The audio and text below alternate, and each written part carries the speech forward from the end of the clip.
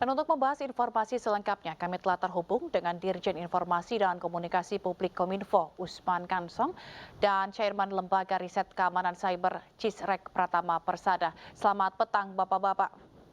Selamat petang. Ya, Baik. selamat sore. Baik, kita ke Pak Usman dulu.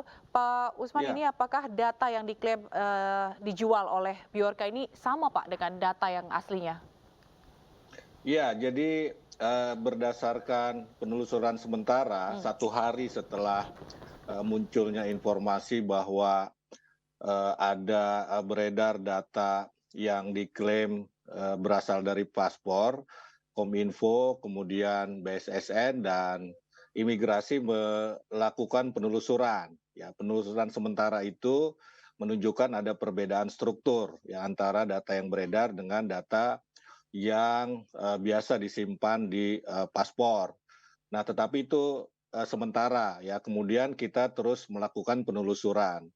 Ya, sampai kemarin ya kita menemukan ya, sekali lagi ini sementara bahwa data yang beredar betul data dari paspor dan itu adalah data tahun 2020 ya, ketika ada proses migrasi dari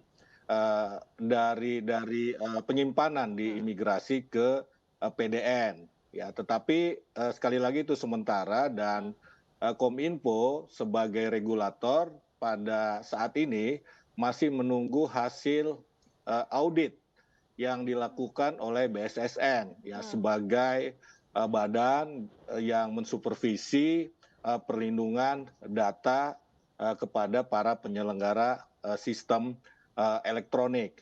Kira-kira begitu. Berbedanya ini berbeda tahunnya atau ada persamaan seperti nama lengkap dan tanggal lahir misalnya seperti itu, Pak Usman? Ya, struktur itu misalnya ya kalau di paspor susunannya sedemikian rupa, ada nomor, ada nama dan seterusnya begitu. Nah, sementara data yang beredar ini data-data yang tidak menunjukkan struktur secara keseluruhan. Ya, mungkin nanti Mas Tama bisa menjelaskan. Memang mungkin dia tidak merilis data-data yang lain karena data-data itu tidak diperlukan begitu. Tetapi itu kemudian kan kesimpulan sementara. Ya, sampai kemarin kita menelusurinya dan mendapatkan semacam bukti ya bahwa sekali lagi ini bukti juga sementara, data yang bocor itu data paspor ya, tetapi itu data-data tahun 2020 ya, tahun 2020 begitu. Baik, Pak Usman, ini Bjorka berulah ini bukan pertama kali, sebelumnya dia juga sempat menyebar data-data begitu. Sebenarnya seperti apa keamanan cyber kita? Kenapa hal ini sampai bisa terulang lagi? Ya, memang pertama keamanan data ya, perlindungan data itu sebetulnya adalah kewajiban pemangku data atau wali data. Ya, Kominfo dalam hal ini berfungsi sebagai regulator.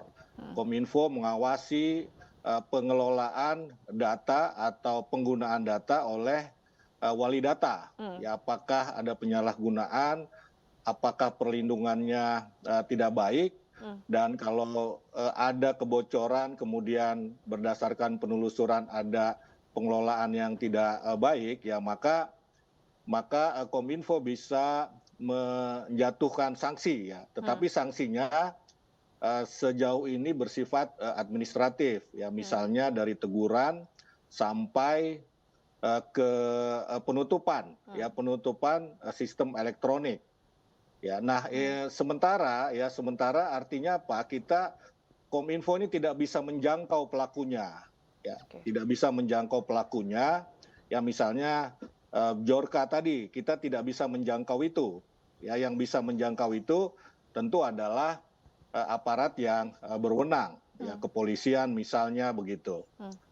Karena Kominfo ini kan mengawasi data di ruang digital dan penyelenggara sistem elektronik atau platform digital. Sementara yang terkait dengan orang, manusia, itu bukan wilayahnya Kominfo begitu. Sehingga kemudian muncullah Undang-Undang Perlindungan Data Pribadi yang di situ diatur ya berbagai hal baik dari sisi pidana maupun dari sisi administratif. Ya dari sisi administratif tentu saja mereka yang menyalahgunakan data atau membocorkan data dalam hal ini penyelenggara sistem elektronik bisa terkena denda atau hukuman pidana. Sementara yang katakanlah mencuri, ya menghack begitu itu juga bisa terkena hukum pidana. Kira-kira seperti itu. Baik, baik kita ke Pak Pratama. Pertama, kalau Anda menganalisa dan melihat apakah Ya. ini Biorka yang sama dengan yang sebelum-sebelumnya atau ada oknum atau akun yang mengaku sebagai Biorka? Ya, kalau dari penelusuran kita sih sebenarnya kita masih belum bisa memastikan ya bahwa ini si Biorka yang dulu membocorkan data IndiHome, Telkom dan lain-lain atau orang lain begitu. Karena setelah kasus Biorka itu banyak sekali orang mengaku-ngaku Biorka Ya. gitu. Biorka, saya pernah berkomunikasi dengan si Biorka ini gitu dan memang dia bilang bahwa komunikasinya hanya menggunakan channel Telegramnya dia gitu sehingga saya agak sanksi juga ketika dia memiliki channel lain untuk berkomunikasi. Contohnya kemarin ketika ada kebocoran data Polri begitu ada di salah satu website jual beli data gitu ada ngaku Biorka gitu. Tapi saya lihat oh ini kayaknya enggak lah gitu. Nggak mungkin si Biorka mempublikasikan data-data yang nggak terlalu privasi gitu, nggak terlalu bagus value-nya gitu. Nah, tapi terlepas itu si Biorka atau bukan, memang tadi Pak Dirjen benar bahwa agak susah kita mendeteksi siapa pelaku sebenarnya gitu karena si hacker ini pasti dia menggunakan berbagai macam teknik untuk menyembunyikan identitas aslinya gitu sehingga memang butuh waktu dan butuh kepintaran lebih lah gitu untuk mencari siapa pelaku sebenarnya gitu.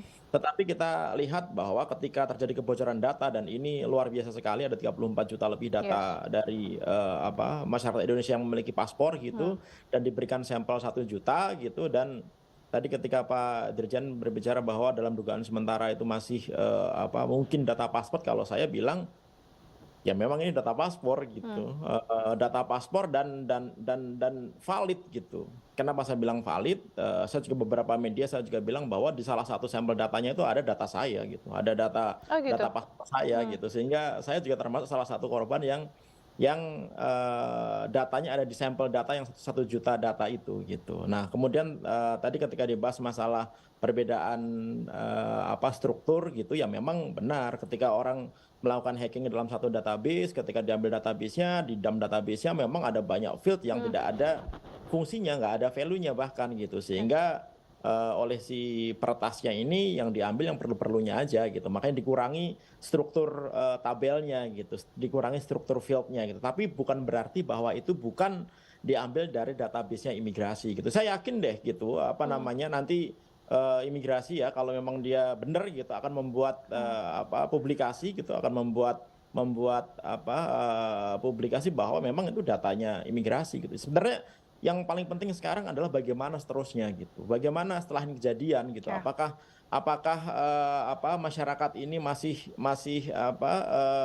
bisa mempercayakan datanya kepada sistem imigrasi yang saat ini mereka miliki gitu atau memang imigrasi harus membuat sistem yang lebih kuat lagi gitu karena memang tidak bisa kita menyalahkan Kominfo gitu karena memiliki pusat data nasional, imigrasi hostingnya di Kominfo, terus kalau ada masalah kemudian Kominfo yang salah gitu.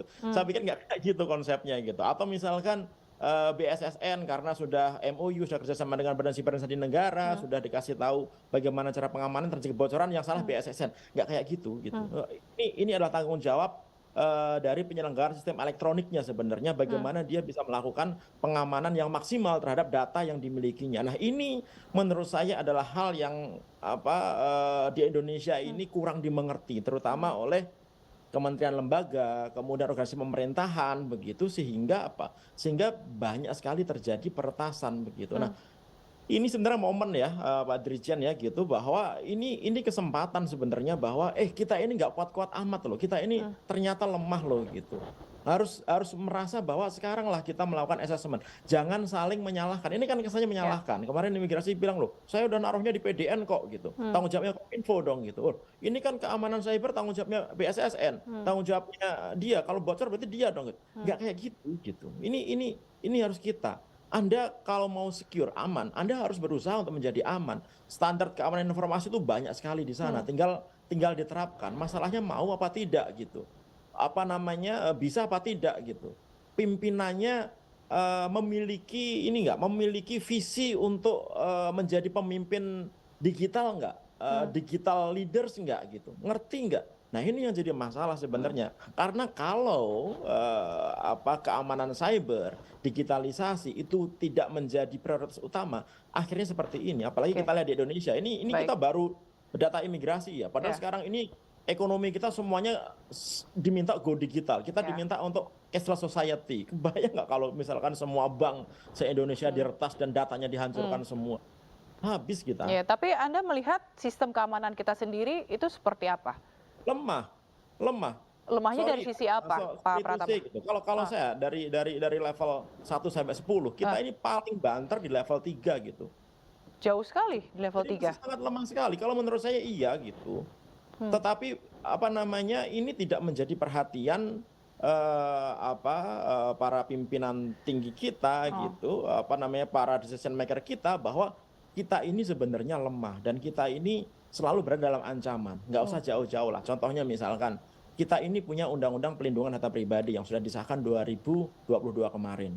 Diamanahkan di situ harus dibentuk lembaga pelindungan data pribadi gitu. Harusnya Pak Presiden ketika berpikir bahwa ini banyak sekali masyarakat kita yang menjadi korban gara-gara data pribadinya bocor, harusnya segera dong dibuat gitu lembaga otoritas keamanan data pribadi atau komisi perlindungan data pribadi, sehingga sehingga bisa melakukan tindakan-tindakan yang bisa mengamankan masyarakat, misalkan kayak gitu ya kan. Kemudian masalah infrastruktur, masalah keamanan dan lain, ini banyak sekali hal yang perlu dibenahi. Loh, kita ini mau ngomong digitalisasi, tapi kita seperti bagaimana kita menuju ke arah sana gitu. Baik, kita ke Pak Usman. Pak Usman, tadi disampaikan oleh Pak Tama bahwa level sistem keamanan kita itu lemah dari level 1 sampai 10 di angka 3. Tanggapan Anda seperti apa, Pak? Ya, saya kira memang sistem keamanan kita ini masih harus diperbaiki ya. Kalau menurut riset satu lembaga, kita ini sebetulnya ada di urutan 15 ya, dari negara-negara yang paling banyak mengalami kebocoran data, dan di urutan 15 itu masuk kategori rawan. Ya, negara yang paling banyak datanya bocor justru Amerika Serikat itu. Ya, dari 2022 atau 2024 sampai 2022, 2004 sampai 2022 itu 2,5 miliar data Amerika itu bocor. Nomor 2 itu Rusia, nomor 3 itu Tiongkok, begitu. Jadi Indonesia ada di urutan ke-15, kategori rawan. Nah, karena itu kemudian kita juga harus aware, peduli dengan ini. Itu misalnya kita di Kominfo sedang mengadakan 4 PDN yang sudah on progress, yang di Bekasi. Nanti ada di Batam, ada di IKN dan Labuan Bajo. Ya, kemudian dalam berbagai kesempatan ya Kominfo bersama BSSN juga mengingatkan para penyelenggara sistem elektronik atau pengendali data untuk senantiasa melakukan yang biasa kita sebut penetration test ya, atau tes penetrasi, supaya kita tahu kelemahan kita itu apa begitu.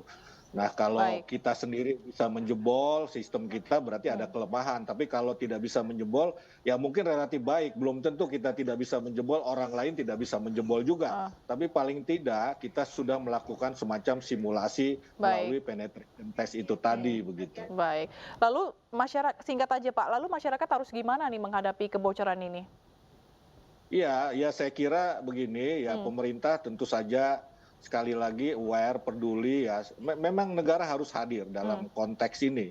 Kendati misalnya tadi disampaikan oleh Mas Tama, dan memang begitu faktanya, bahwa kewajiban melindungi data adalah kewajiban penyelenggara sistem elektronik atau pengendali data. Ya, pemerintah hadir lewat apa? Ya lewat regulasi. Ya, Undang-Undang PDP itu salah satunya yang sedang kita susun peraturan pemerintahnya dan peraturan presidennya. Mudah-mudahan September ini kelar peraturan presidennya, PP-nya ini akhir tahun ini. Baik. Karena kita ada prosedur yang harus Baik. kita lalui dalam penyusunan setiap regulasi. Baik. Baik, sepertinya ini akan panjang tapi sayang sekali waktu kita terbatas. Terima kasih Pak Usman Kansong, Dirjen Informasi dan Komunikasi Publik Kemenkominfo dan juga Chairman Lembaga Riset Keamanan Cyber Cisrek Pratama Persada telah bergabung bersama iNewsroom Weekend. Salam sehat selalu Pak.